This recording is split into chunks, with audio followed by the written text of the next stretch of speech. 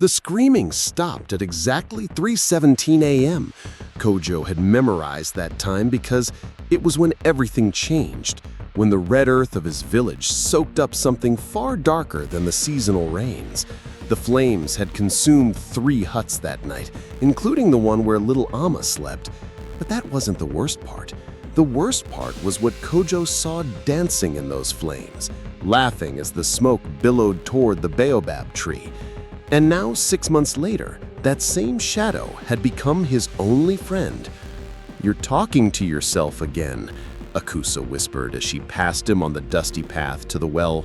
Her voice carried the particular cruelty that 14-year-olds perfected, sharp enough to cut, but quiet enough to seem innocent to adults nearby. Kojo didn't bother correcting her. How could he explain that Kwame was sitting right there on the termite mound, his translucent legs dangling in the morning air, pointing towards something in the tall grass that made the hair on Kojo's arms stand up? "She can't see me," Kwame said, his voice carrying that hollow quality that reminded Kojo of wind through empty bottles. "But she feels me. Look at how she shivers." It was true. Despite the humid heat that already pressed down on the village like a heavy blanket, Akusa wrapped her arms around herself as she hurried past. Her grandmother's cowrie shell necklace clinked with each quick step. Kojo was 12, old enough to know that admitting he could see and speak to the ghost of a boy who died 3 years ago would only make things worse. The whispers had already started months ago, after the fire. Kojo has lost his mind. The trauma made him sick. His mother should take him to the medicine man in the next village. But Kojo knew he wasn't crazy. He knew because Kwame told him things, true things that no one else knew. Like how the chief's youngest wife was stealing grain from the communal storage. Like how the new teacher from the city was watering down the palm wine he sold after school. Like how something was wrong with the baobab tree. Something that made even the birds avoid its ancient branches. "Tell me about the fire again," Kojo whispered as he filled his calabash at the well. Kwame's form flickered, becoming more solid. This always happened when they talked about that night. "You don't want to know, brother. Not yet. I do want to know. I need to know." "Why? So you can save them?" Kwame's laugh was bitter. "You couldn't save Amma. You couldn't save anyone." The calabash slipped from Kojo's hands, splashing water across his bare feet. The memory hit him like a physical blow, running through the village as the alarm drums beat, watching his mother's horrified face as she counted the survivors, hearing his own voice screaming Amma's name until his throat went raw. "That's not fair," Kojo said. "Fair?" Kwame stood up, his ghostly form growing darker, more defined. "Was it fair when I died? Was it fair when they buried me without even knowing my real name?" This was news to Kojo. In the months since Kwame had first appeared to him, the ghost had been evasive about his past. Kojo knew he had died 3 years ago during the dry season, when the Harmattan winds brought dust and respiratory illness, but details had always been scarce. "What was your real name?" Kwame hesitated, his form wavering. "Names have power, little brother. The dead aren't supposed to remember them, but you do." "I remember everything.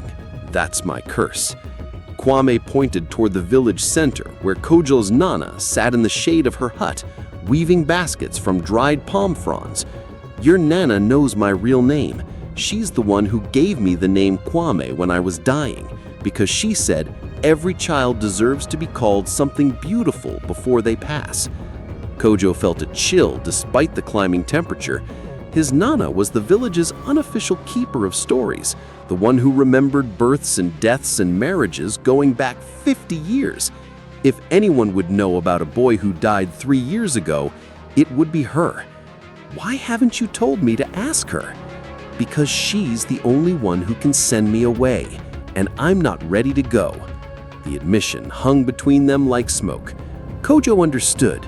Despite the isolation that came with having a ghost for a best friend, despite the worried looks from his parents and the cruel jokes from other children, he wasn't ready for Kwame to leave either.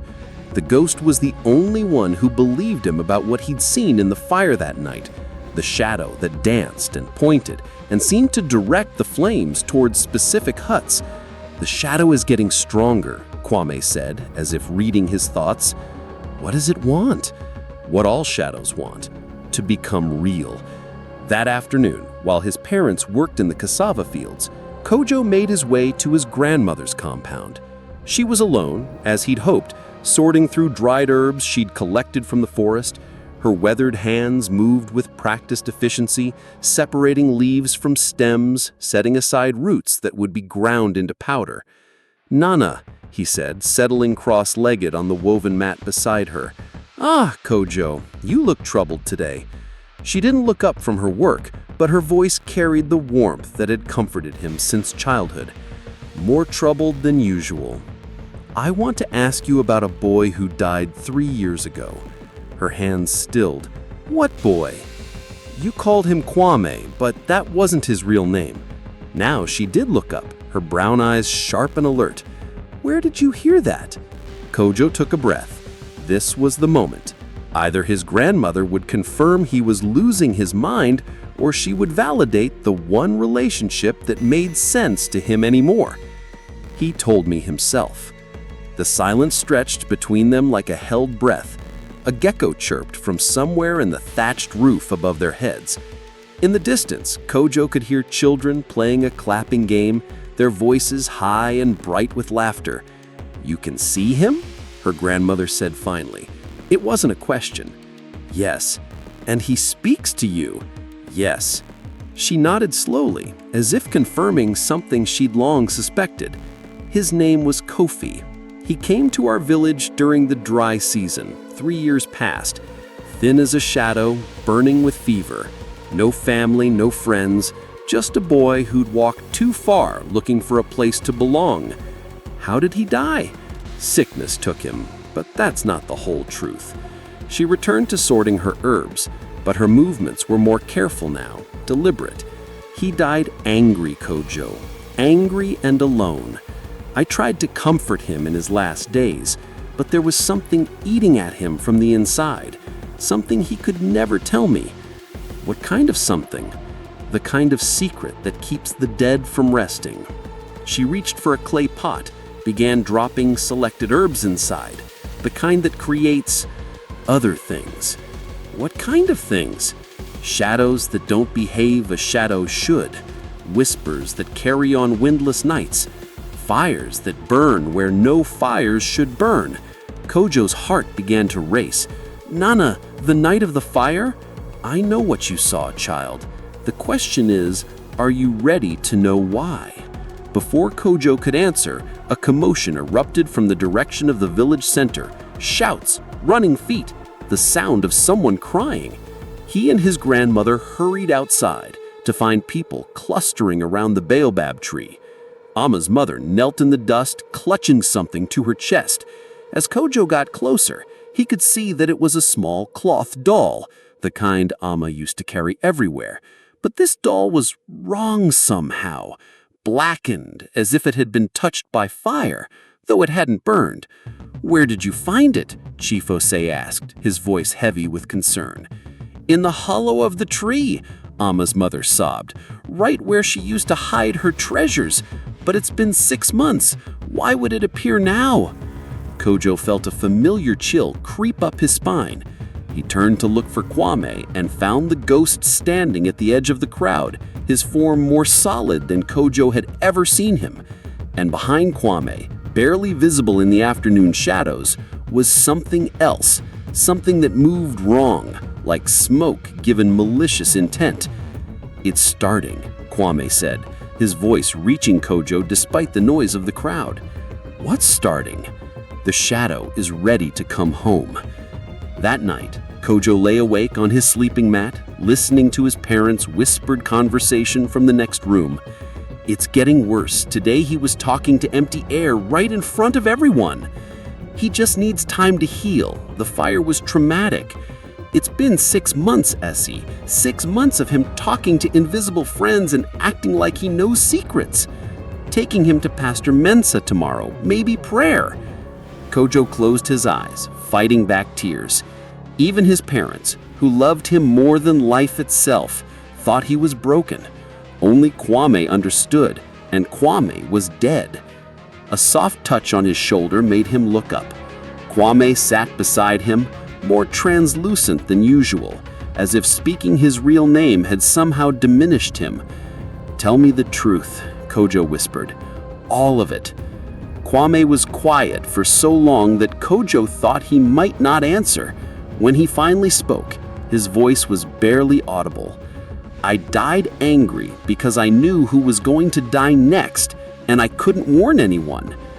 "What do you mean?" "The shadow.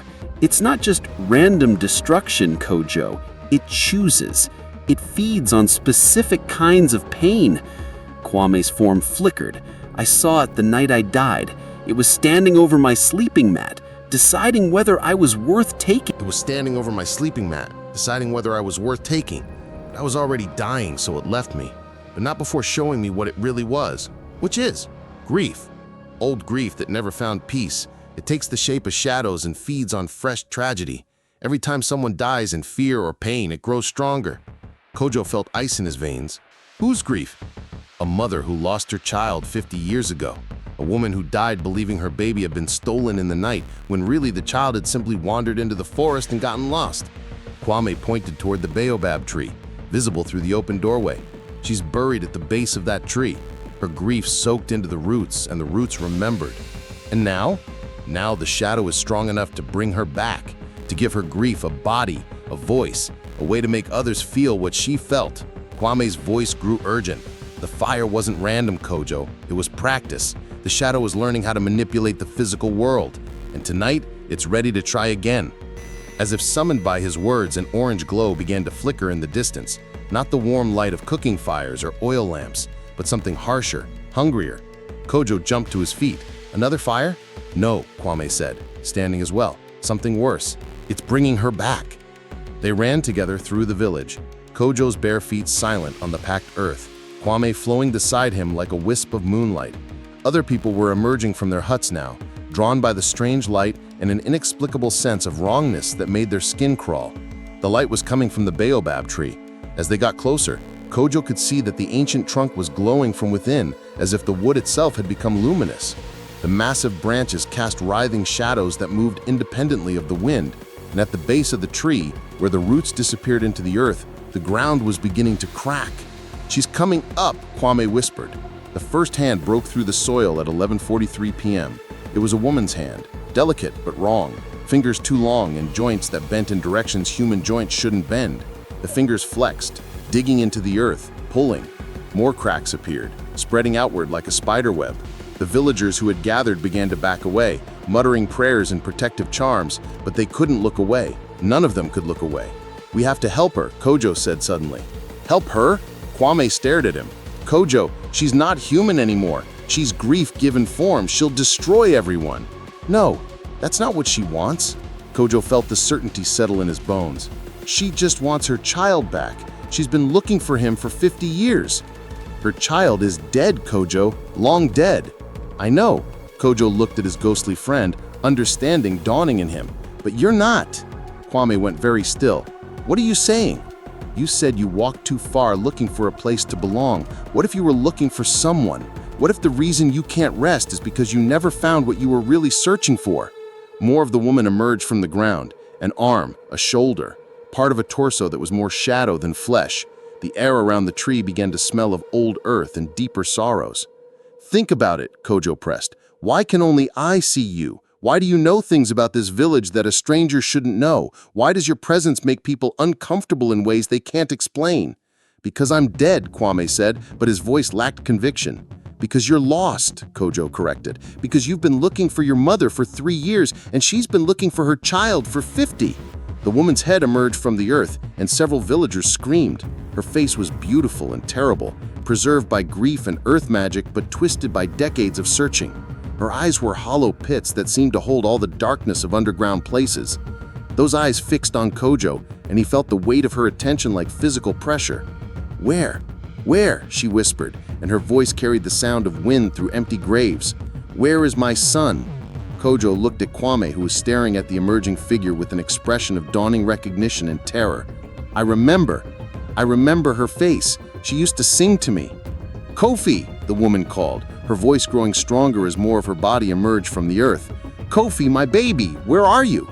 I'm here, Mama. I came back. I'm sorry it took so long. She rose from the earth completely now, no longer monstrous, but simply a mother who had found her lost child. The shadows that had writhed around the tree settled into ordinary darkness. The glow faded from the baobab's trunk. I looked for you, she said, reaching out to touch Kwame's face with earth-stained fingers. I looked everywhere. I know, Mama, I got lost, but I'm not lost anymore. They embraced, mother and son, and in that moment, Kojo understood why he had been the only one who could see Kwame. Some people were born with the ability to see what others couldn't, not because they were crazy, but because they were bridges between the world of the living and the world of the lost. The woman looked at Kojo over her son's shoulder, and her eyes were no longer hollow. They were warm and brown and filled with gratitude. Thank you, she said simply. Then both figures began to fade, not disappearing, but becoming part of the night itself, part of the peace that comes when old wounds finally heal. Kojo, it was his mother's voice, worried and confused.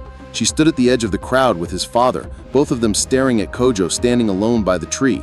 He turned to face them, no longer afraid of their concern or their disbelief. He had seen a mother and son find each other after 50 years of searching. He had been the bridge that brought them together. If that made him different, if that made him the boy who saw what others couldn't, then he would carry that gift with pride. I'm not crazy, he said quietly, walking toward his parents. I'm just different.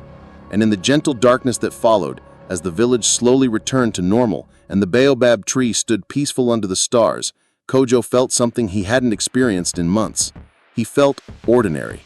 He felt sane. He felt like himself. The dead had found their rest, and the living could finally stop being afraid of shadows that danced in firelight. But deep in Kojo's heart, he knew this wouldn't be the last time his gift would be needed. There were other lost souls in the world, other bridges waiting to be built, and he would be ready.